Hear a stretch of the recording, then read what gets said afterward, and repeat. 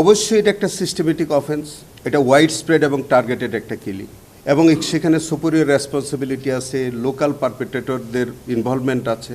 আপনি একদম পরিকল্পিতভাবে হেফাজতে ইসলাম যখন ব্লগারদের বিরুদ্ধে তারা প্রতিবাদ জানিয়ে আসছিলেন, বিভিন্ন রকম যখন তারা নানান সমাবেশ করতেছিলেন, তখন রাষ্ট্রের সর্বোচ্চ জায়গা থেকে এই জনগোষ্ঠীকে, আমাদের এই হেফাজতে ইসলামের মতো এই সংগঠনটিকে তখন একেবারে নিঃশেষ করে দেওয়ার জন্যে তারা নানান পরিকল্পনা গ্রহণ করলেন, এবং তারা কোনোভাবেই তাদেরকে কোনো সমাবেশ করা বা তাদের এই প্রতিবাদের জায়গাটা পর্যন্ত তারা যাতে করতে না পারেন, সে বিষয়ে রাষ্ট্রের পক্ষ থেকে এরকম একটা পরিকল্পনা তারা নিয়েছে।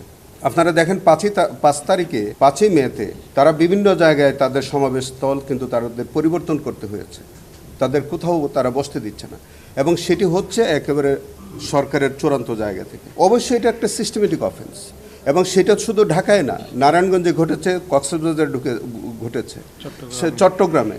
তো সমস্ত জায়গায় যখন তারা একটা পরিকল্পিতভাবে আমাদের এই আলেম ওলামাদের উপরে এরকম একটা নৃশংস আক্রমণের শিকার তারা করলেন, এবং রাষ্ট্রের সকল অর্গানকে এটার বিরুদ্ধে নিয়োজিত করলেন, এটাকে আপনি সিস্টেমেটিক বলবেন না, এটা টার্গেটেড বলবেন না, এটা ওয়াইড স্প্রেড বলবেন না, তাহলে ওয়াইড স্প্রেডের আর কি সংজ্ঞা থাকতে পারে? আমি তো মনে করি যে এই ট্রাইব্যুনালের এখতিয়ারভুক্ত সবচেয়ে উপযুক্ত একটি ঘটনা।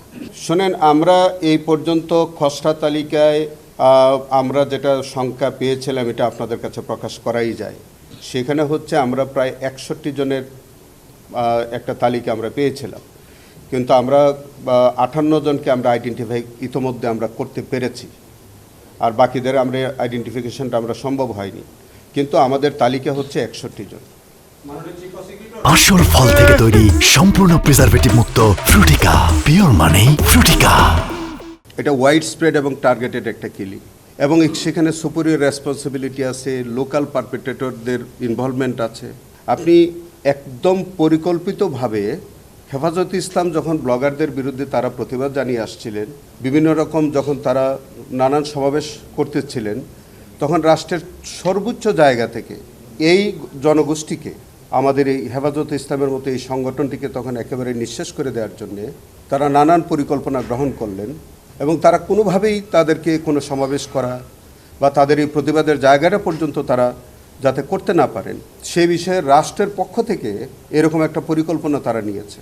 আপনারা দেখেন 5 তারিখে 5ই মেতে তারা বিভিন্ন জায়গায় তাদের সমাবেশ স্থল কিন্তু তাদের পরিবর্তন করতে হয়েছে, তাদের কোথাও তারা বসতে দিচ্ছে না, এবং সেটি হচ্ছে একেবারে সরকারের চূড়ান্ত জায়গা থেকে। অবশ্যই এটা একটা সিস্টেমেটিক অফেন্স, এবং সেটা শুধু ঢাকায় না, নারায়ণগঞ্জে ঘটেছে, কক্সবাজারে ঘটেছে, চট্টগ্রামে।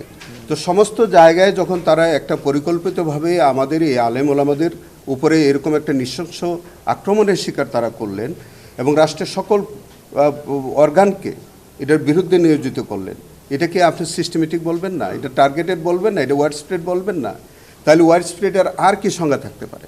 আমি তো মনে করি যে এই ট্রাইব্যুনালের এখতিয়ারভুক্ত সবচেয়ে উপযুক্ত একটি ঘটনা।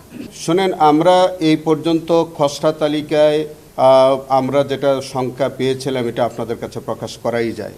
সেখানে হচ্ছে আমরা প্রায় 61 জনের একটা তালিকা আমরা পেয়েছিলাম, কিন্তু আমরা 58 জনকে আমরা আইডেন্টিফাই ইতোমধ্যে আমরা করতে পেরেছি, আর বাকিদের আমরা আইডেন্টিফিকেশনটা আমরা সম্ভব হয়নি, কিন্তু আমাদের তালিকা হচ্ছে 61 জন।